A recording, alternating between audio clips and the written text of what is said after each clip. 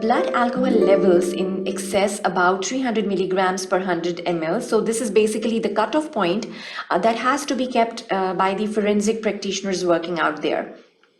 If we look at this diagram over here, it's basically the metabolism which is shown over here. So ethanol is basically in the presence of this ATH, it is converted to this lactic acidosis, and this ketoacidosis is taking place, and there is an increased triglyceride formation. So it is basically what is happening over here, and then ethanol is converted into this acetate. So it is basically the acetaldehyde that is the final product of this ethanol metabolism. So we have to keep this in our mind as well.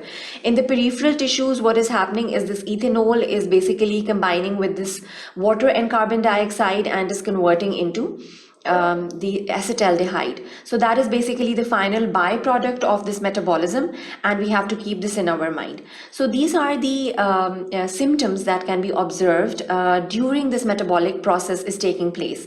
There is flushing, nausea, headache, and general discomfort observed by the patient, whosoever is going in an intoxicated state, and the muscle weakness is also observed in such cases.